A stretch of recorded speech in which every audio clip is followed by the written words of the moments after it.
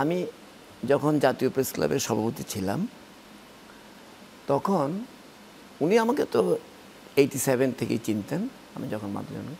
তো এরপরে উনি আমাকে ভীষণ পছন্দ করতেন এবং একদম উনি আমাকে সাংবাদিকতার বাইরেও মানে উনি আমাকে অন্যরকমভাবে দেখতেন। তো আমি যখন জাতীয় প্রেস ক্লাবের সভাপতি, তো ওনার সঙ্গে তো আমি বিভিন্ন প্ল্যাটফর্মে বিভিন্ন বক্তব্য দিয়েছি, গণতন্ত্রের পক্ষে, সাংবাদিকদের বিভিন্ন প্রোগ্রামে, অনেক কিছু, সেটাতে যাচ্ছি না। আমরা একটা প্রোগ্রাম হবে, আমাকে উনি তখন গুলশানে উনি প্রতিদিন অফিস করেন, যে এই গুলশান অফিসটাতে। তো আমি প্রায় যেতাম, উনি আমাকে ওনার সঙ্গে কথা বলতাম, উনি আমাকে সময় দিতেন, কথা বলতেন। একদিন উনি আমাকে একজন ডেকে পাঠালেন রাতের বেলা। আমি গেলাম, যাওয়ার পরে আমাকে বললেন যে আমাকে রুমের মধ্যে বললেন যে শোনো, কালকে আমি প্রেস ক্লাবে যাব। তো আমাকে ঠিক আছে, আমি বললাম ম্যাডাম যাবেন, আসেন কি কোনো প্রোগ্রাম? কথা না, আমি এমনি যাব। তো আমি তো আপনি সবসময় যান, মানে তা আপনি যাবেন তো কী করতে হবে বলেন? আপনি কিছুই করতে হবে না, প্রথম হলে তুমি কাউকে বলতে পারবে না।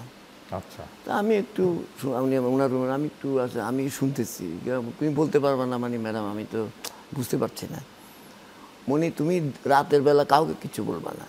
আচ্ছা, উনি একটা টাইম দিলেন পরের দিন, ওই সময়টা যখন উনি যাবেন প্রেস ক্লাবে, এর আগে আমাকে সব কিছু নীরবে রেডি করে রাখতে হবে। ইনফর্মাল, বাট পরে এটা ফর্মাল হবে, মানে আগে বলবা না কোনো সাংবাদিকদেরকে। আমি বললাম যে ম্যাডাম, আমি একটু হাসলাম, আমি বললাম একটু কঠিন তো মনে হচ্ছে।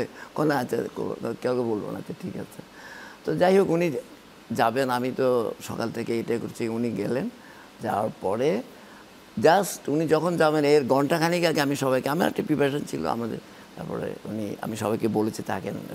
তখন আস্তে আস্তে মানে সবাই জানা শুরু হলো, কী আমি বলে থাকেন এখানে একজন ভিভিআইপি আসবে। তখন উনি অনেকে বুঝতে পারছে। তারপরে আমাদের যে এখন যেটা আমাদের লাউঞ্জ আর কি, যে ক্যান্টিন ছিল, তো ওখানে আমি অ্যারেঞ্জমেন্ট আমি যখন টেবিল সাজাচ্ছিলাম তখন তো আসলেন উনি, তো সিনিয়র সাংবাদিক অনেকেই ছিলেন, ক্লাবে তো এমনি অনেকে থাকেন। এরপর আমি অনেকটা বলেছি আমাদের যারা সিনিয়র সম্পাদক আছেন অনেকে, তখন তারপরে আপনার নেতা আছেন তাদেরকে বললাম, সবাই ছিল, সবাই অলমোস্ট সবাই ছিলেন। তো আমি যেহেতু সবাই আমাকে পাশে বসালেন, তারপর সবাই কুশল বিরানি উনি বসলেন, বসার পরে এই সাংবাদিকরা কথাবার্তা বলছেন ইনফর্মালি, নানা কথা, উনি আবার উত্তর দিচ্ছেন। তো একদম ওনার বক্তব্যের আগে আমাকে বলি তুমি বলো এবার। আমি আর না বলি ম্যাডাম, আপনিই বলো, না তুমি বলো।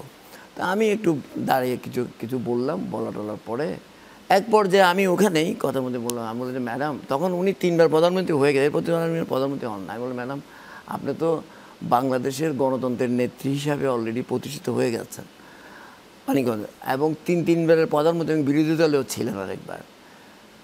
বাংলাদেশের মানুষ চায় যে আপনি খালেদা জিয়া হিসাবে যাতে সারা জীবন আপনি খালেদা জিয়া হিসাবে চান, প্রধানমন্ত্রী হিসাবে নয়।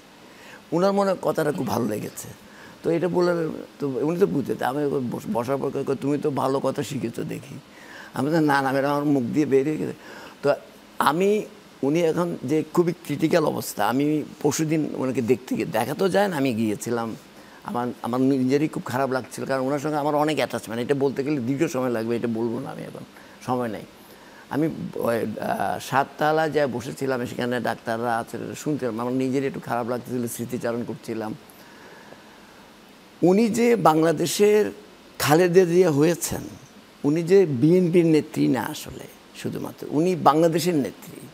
এবং শুধু আমার কাছে এখন এই পর্যায়ে সেটাই মনে হচ্ছে, উনি শুধু বাংলাদেশের নেত্রীও না, আসলে বাংলাদেশের সীমানা পেরিয়ে উনি অনেক জায়গায় কোটেড হওয়ার মতো নেতৃত্বে পরিণত হয়েছেন। এবং দেখেন, আমি যাই দেখলাম এখানে অনেক রাজনীতি, বিএনপি তো আছেই, অনেক রাজনৈতিক দলের লোকের মানে নেতারা ওখানে সমবেত হয়েছেন, সার্ভিং ব্যুরোক্রেটরা ওখানে সমবেত গিয়েছেন, যেগুলো রেস্ট্রিক্টেড। তারপরেও অনেক সাংবাদিকদের মধ্যে আমি তেমন 2-1জনকে দেখেছি, আমি গিয়েছি উপরে, আমি ছিলাম, তারপর অনেক বিভিন্ন পেশার, এবং সারা দেশের মানুষ ইরেসপেক্টিভ অফ পার্টি অ্যাফিলিয়েশন ওনার জন্য যে দোয়া করছেন, বিএনপি তো করছেনই।